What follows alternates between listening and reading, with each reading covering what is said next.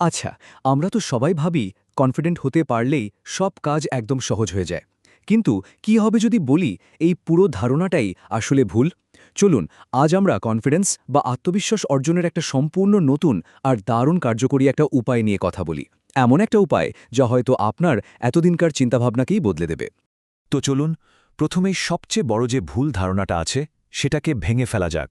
আমরা কি ভাবি যে কোনো কাজ করার জন্য আগে কনফিডেন্স থাকাটা দরকার, তাই না? কিন্তু আসল সত্যিটা হলো ঠিক এর উল্টো। কনফিডেন্স অনুভব করার জন্যই আসলে কাজ করাটা দরকার। মানে ব্যাপারটা হলো ফিলিংস বা অনুভূতিটা কাজের রেজাল্ট, কাজ শুরু করার কারণ না। আজকের আলোচনায় আমরা ঠিক কি বিষয় নিয়ে কথা বলবো তার একটা ছোট্ট ঝলক দেখে নেওয়া যাক। আমরা প্রথমে জানব আত্মবিশ্বাস নিয়ে আমাদের পুরনো ধারণাগুলো কেন ঠিক নয়। এরপর দেখব এর একটা নতুন সংজ্ঞা, আর সবশেষে এটা অর্জনের জন্য কিছু দারুণ সহজ কৌশলও শিখব। আমাদেরকে তো সবসময়ই বলা হয়, আরে শুধু নিজের উপর বিশ্বাস রাখো তাহলেই হবে। শুনতে খুব ভালো লাগে, তাই না? কিন্তু এই পরামর্শটা কেন বেশিরভাগ সময়ই কাজ করে না, বা কেন এটা অসম্পূর্ণ, চলুন সেটা একটু ভেঙে দেখি। যেমন ধরুন লাইলা হরমুজির কথা। ওনার ব্যক্তিগত অভিজ্ঞতাটা শুনলেই ব্যাপারটা একদম পরিষ্কার হয়ে যাবে।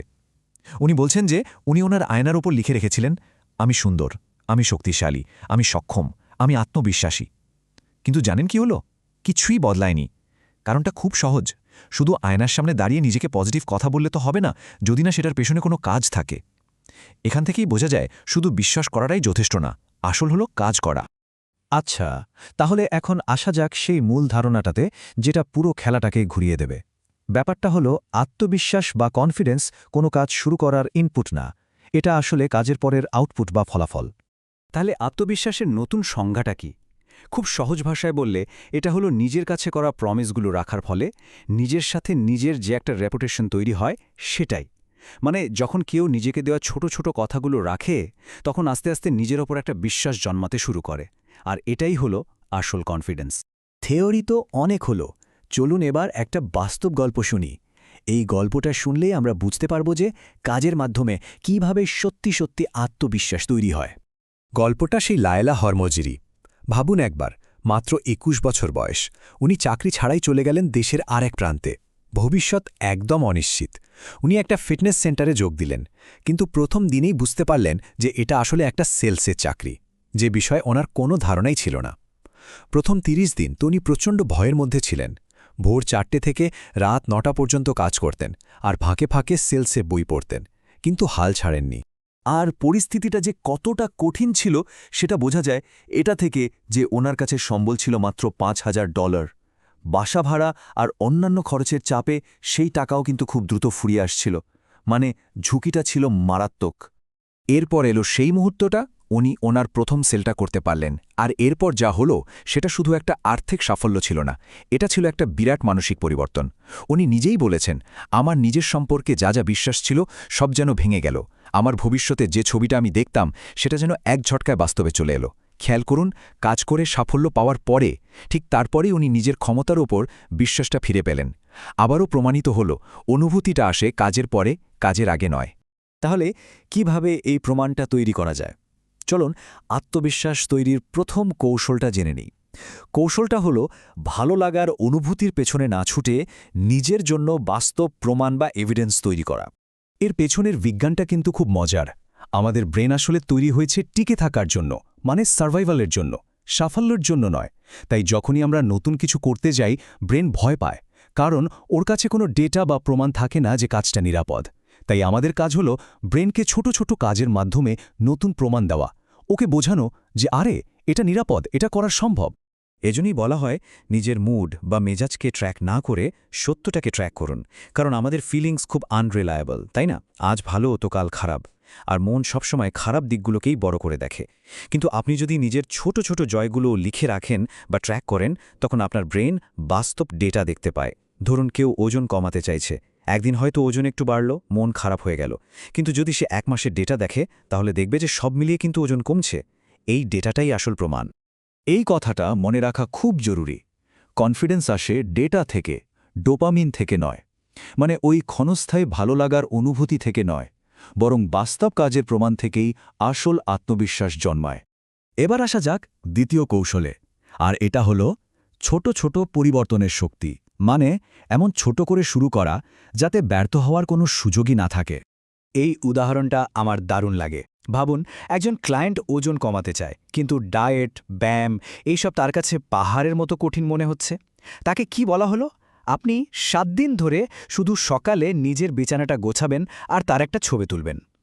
আপাত দৃষ্টিতে মনে হতে পারে এর সাথে ওজন কমানোর কি সম্পর্ক?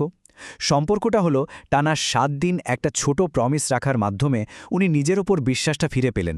এই ছোট্ট জয়টাই তাকে পরের বড় পদক্ষেপটা নেওয়ার জন্য মোমেন্টাম বা গতি এনে দিল। একই জিনিস কিন্তু পাবলিক স্পিকিংয়ের ভয়ের ক্ষেত্রেও কাজ করে। কেউ যদি একেবারে জিরো থেকে একজন ভালো বক্তা হতে চায়, তাকে তো সরাসরি স্টেজে তুলে দেওয়া যাবে না। শুরুটা হতে পারে একটা জুম কলে মাত্র 60 সেকেন্ড কথা বলা দিয়ে, এরপর হয়তো টিম মিটিংয়ের একটা ছোট অংশ চালানো, তারপর পুরো মিটিংটা। এভাবে ছোট ছোট ধাপে এগোতে থাকলে একটা সময় সে বড় অনুষ্ঠানেও কথা বলার সাহস পাবে। এই ছোট ছোট পদক্ষেপগুলোই ম্যাজিকের মতো কাজ করে। আচ্ছা, এত কিছু তো বোঝা গেল, কিন্তু মনের মধ্যে সবচেয়ে বড় যে প্রশ্নটা ঘুরছে সেটা হলো ভয়ের কি হবে?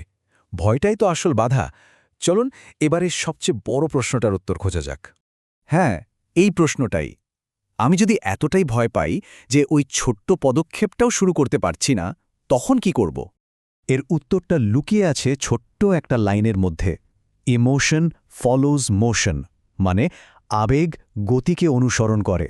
সহজ কথায়, আগে কাজটা শুরু করতে হবে, ভালো লাগার অনুভূতিটা পরে নিজে থেকেই আসবে।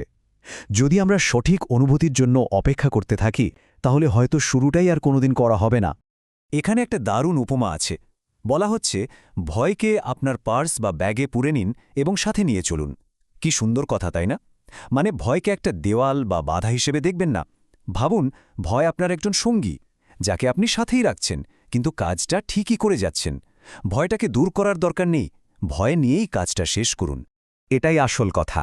আমাদের লক্ষ্য ভয়কে পুরোপুরি দূর করা নয়, কারণ সেটা সম্ভব না। আমাদের লক্ষ্য হল ভয়টাকে সহ্য করার ক্ষমতা বাড়ানো। আত্মবিশ্বাসী মানুষ মানে এই না যে তাদের ভয় নেই, তাদেরও ভয় আছে। পার্থক্যটা হলো তারা ভয় পাওয়ার সত্ত্বেও কাজটা করে। তাহলে চলুন পুরো বিষয়টাকে একবার গুছিয়ে নিই। আত্মবিশ্বাসের নতুন ফর্মুলাটা কি? প্রথমত, কনফিডেন্স হলো একটা আউটপুট, নিজের কাছে করা প্রমিস রাখার ফল। দ্বিতীয়ত, প্রমাণ তৈরি করতে হবে, মানে নিজের অগ্রগতি ট্র্যাক করতে হবে, ডেটা, ডোপামিন নয়। তৃতীয়ত, একদম ছোট ছোট পরিবর্তন দিয়ে শুরু করতে হবে, যাতে ব্যর্থ হওয়ার ভয় না থাকে। আর সবশেষে, ভয় নিয়েই কাজটা করতে হবে। ভয় চলে যাওয়ার জন্য অপেক্ষা করা যাবে না। এই পুরো আলোচনার শেষে শুধু একটাই প্রশ্ন। আজ নিজের কাছে এমন কোনো ছোট্ট একটা প্রমিস করা যায় যা অবশ্যই রাখা সম্ভব?